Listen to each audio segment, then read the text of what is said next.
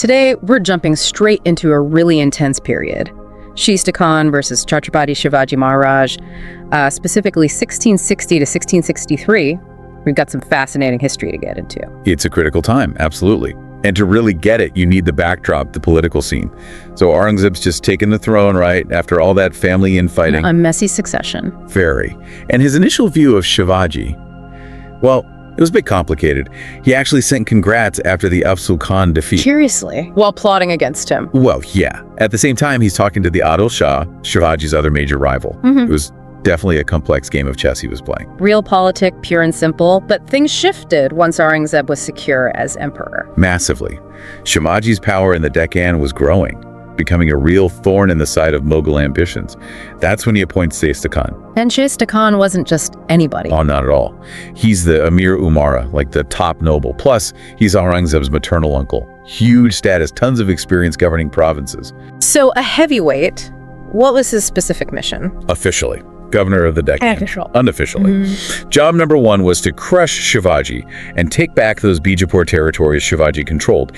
Interestingly, it wasn't technically a formal war yet. But the intention was crystal clear. Completely. Subdue Shivaji. End of story. Which puts Shivaji in an incredibly tight spot. He's still dealing with Bijapur Siddhi Johars, now a big threat there, and now this giant Mughal force is rolling in. The odds looked pretty overwhelming. Caught between a rock and a hard place, you could say. Exactly. And that's what we want to dig into today, right? How did Shivaji, against these massive disadvantages, manage to navigate this and, well, ultimately turn the tables? That's the core question. How did he survive and strike back? So let's start with that initial Mogul push. Okay, the arrival of Shaista Khan, it wasn't subtle, was it? His army sounds enormous. It was staggering. We're talking maybe 100,000 strong. Elephants, camels, cannons, massive amounts of cash. The sources call his camp a large movable town. Wow. Just the logistics alone must have been incredible. It shows the sheer power projection of the Mughals. He starts from Aurangabad, early 1660, moves through Ahmednagar, and then pushes south into the Pune area. And Shivaji's initial move? A strategic retreat. He knew he couldn't meet that force head-on in open battle. Not yet, anyway. Makes sense. So the Mughals advanced, taking places like Supa. Yeah, Supa fell without a fight. They set it up as a supply base, put Jati Rai in charge. Looked like a standard, successful Mughal advance. But Shivaji wasn't just sitting back. What was his counter? This is where it gets interesting. His light cavalry, the Maratha horsemen, they started these, well, the sources say Cossack-like attacks. Cossack-like, meaning fast raids. Exactly. Yeah. Hit and run. Striking at the Mughal supply lines, the rear guard, harassing them constantly, then melting away before the Mughals could react effectively. A war of attrition, focusing on logistics. Precisely. Even though Shaista Khan detached troops to protect his supplies, the Marathas just kept swarming, disrupting everything, grabbing resources, weakening the giant piece by piece. So, undermining them even as the main army advanced. This brings us to Chakan Fort. Why was this particular fort so important? It was key for Shaista Khan's communications, especially back towards Junar. Taking it would secure his lines. He probably figured it would be relatively easy. But it wasn't. The defense there was something else. It was incredible. The garrison commander, Farangojin Arsala, and his men, they held out for nearly 2 months. 2 months against that huge army. How? Fierce determination, good fort defenses, and maybe Shaista Khan just underestimated the resolve. The Mughals eventually used mines to breach an outer tower, which caused heavy Maratha losses. A devastating blow, surely. It was. But even after the breach, Farangoji and the survivors fought on through the night. Just incredible bravery. It lasted 56 days in total. 56 days. Finally, with no relief possible and facing overwhelming odds, Farangoji negotiated an honorable surrender. And Shaista Khan's reaction is quite telling. It is. He was apparently so impressed by Farangoji's courage that he treated him with great respect. He even offered him a high position in the Mughal army. A tempting offer. Did he take it? Nope. Farangoji refused point blank. Stayed loyal to Shivaji. And remarkably, the Khan didn't punish him. He let him return to Shivaji, reportedly with tokens of esteem. That's quite a gesture.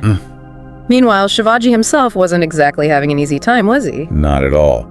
He was besieged himself down at Panhala Fort by the Bijapur forces under Siddhi Johar.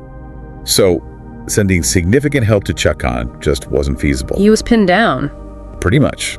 Though even from Panhala, the Marathas weren't passive. They kept launching raids, sallies out of the fort, attacking the siege lines, sometimes coordinating with forces outside. Wow. They kept the pressure on. There's also a story about some local officials switching sides. Babajiram and Hanapa Deshpande. Ah, yes. 2 local dustmuks from the Pune area. They went over to Shaista Khan. Shivaji was furious, naturally. And this led to another defection, Sambhaji Kavji. It did. Shivaji apparently confronted Sambhaji Kavji, who was related to them, but loyal to Shivaji. In his anger, Shivaji questioned his trust, which Sambhaji took as an insult to his honor. So he defected too. And apparently impressed Shaista Khan with some feat of strength. Yeah, the story goes he lifted a horse. Shaista Khan gave him a command position. But it didn't end well for Sambhaji. What happened? Shivaji sent Netaji Palkar after him. Netaji tracked him down, defeated him, killed him, and wiped out his camp. A clear message about loyalty. So the long siege at Chakan, the heavy losses, that must have really impacted Shaista Khan's plans. Definitely. It forced him to halt his planned advance on Junar. He pulled back to Pune instead. The whole Mughal assumption of an easy conquest was shaken. They'd seriously underestimated Maratha resolve. And Aurangzeb started to take notice too, sending reinforcements under Jaswant Singh. Exactly. Even the emperor realized this wasn't going to be a walkover. Though these reinforcements under Jaswant Singh mostly stayed put near Pune for a while, didn't immediately change the game. But Shivaji didn't just wait around. He launched counteroffensives. Oh yes.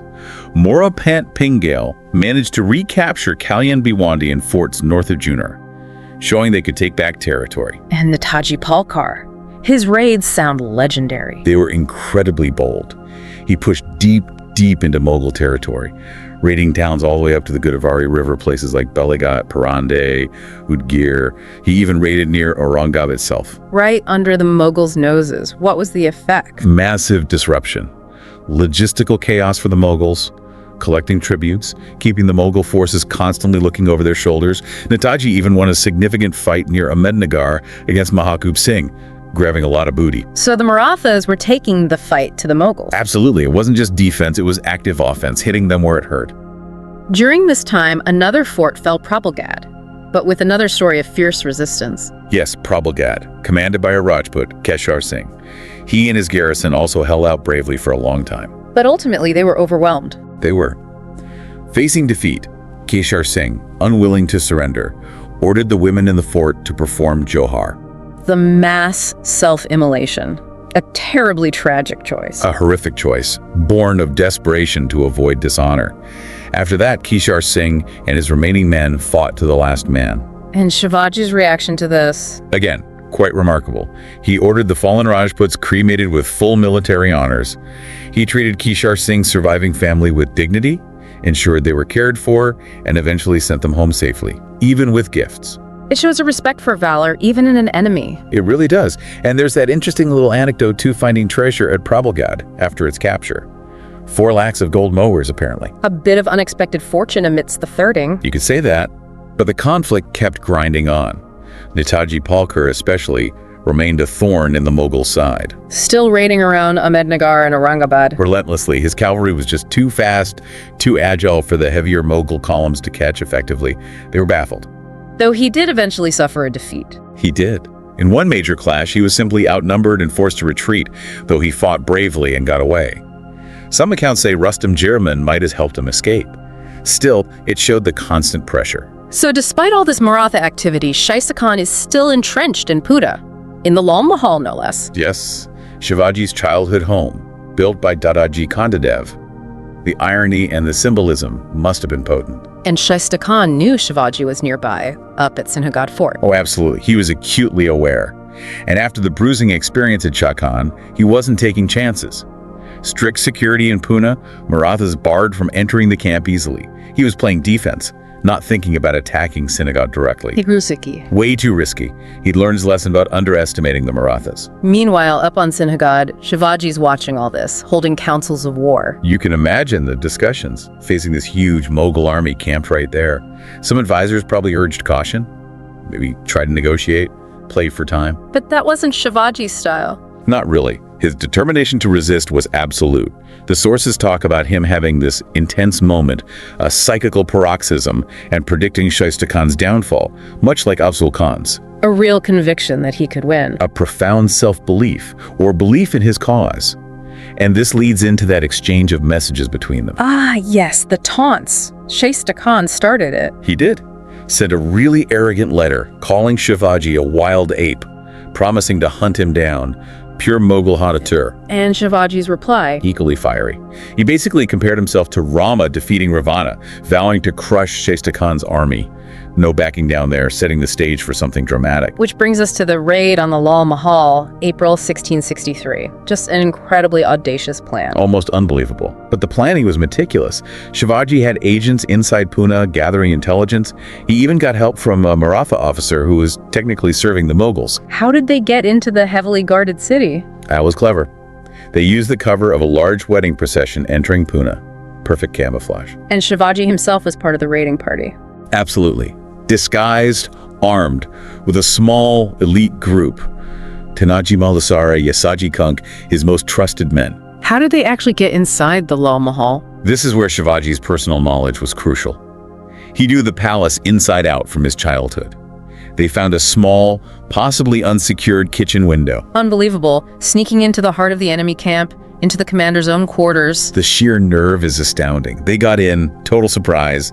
Chaos erupted inside. Woke up the harem, who screamed, alerting Shaista Khan. He tries to escape through a window in the confusion. And Shivaji catches him, swings his sword, and slices off the Khan's fingers as he's going through the window. Just misses killing him. Then the Khan's and bodyguards rush in. Shivaji's men deal with them swiftly, cut them down. It was fast, brutal, and effective. Objective achieved. How did they get out? Also well planned. They burst out amidst the chaos. They had men positioned outside Pune and used diversion torches and trumpets up on the Katraj Pass to make the Mughals think a large force was escaping that way. Sending the pursuit off on a wild goose chase. Exactly. The Mughals chased the Phantom Army, got thoroughly confused, and eventually gave up, returning towards Sinhagad completely frustrated. But Shivaji wasn't quite done yet. One last parting shot. One final flourish. As the demoralized Mughals approached Sinhagad, probably thinking Shivaji was cornered, the fort's cannons opened up with a devastating volley. Followed by an attack. Immediately. A surprise counterattack led by Netaji Palkar and Kartoji Guzar hit the reeling Mughals, rubbing salt in the wound. What a disaster for Shaista Khan. The humiliation must have been immense. Utterly crushing. He's injured, his son is dead, his elite guard cut down in his own bedroom. His prestige was in tatters. He was terrified of another attack. So he retreated. He evacuated Pune pretty quickly and pulled back to Pedgam. He was also deeply suspicious, probably thinking there was treason involved. How else could Shivaji get in? He even blamed Jaswant Singh in his report to Aurangzeb. Trying to save his own skin. How did Aurangzeb take the news? Furious. Deeply dismayed. It was a massive blow to Mughal authority and a clear sign of just how effective Shivaji could be. So heads rolled. Metaphorically, yes. Aurangzeb saw that Shaista Khan and Jaswant Singh couldn't possibly work together now. He recalled Shaista Khan immediately. Where did he send him? To govern Bengal. Far away. A definite demotion and sign of imperial anger. Prince Muazzam, Aurangzeb's son, became the new viceroy, with Jaswant Singh staying on as his deputy. Did Jaswant Singh try to recover the situation, attack Sinhagad again? He did make an attempt to besiege Sinhagad, maybe trying to salvage some pride, but it was another failure. Harassed by Maratha raiders again? Constantly. Shivaji's forces made life impossible for the besiegers. Jaswant Singh eventually had to lift the siege and retreat back to Aurangabad, suffering more losses on the way. Another Maratha victory, really. So looking back at this whole campaign, it's just an incredible story of resilience and strategic thinking on Shivaji's part. It truly is. You see his brilliance shine through using unconventional tactics, the loyalty he inspired, turning overwhelming odds completely on their head. That raid on Lal Mahal alone is legendary. A masterstroke.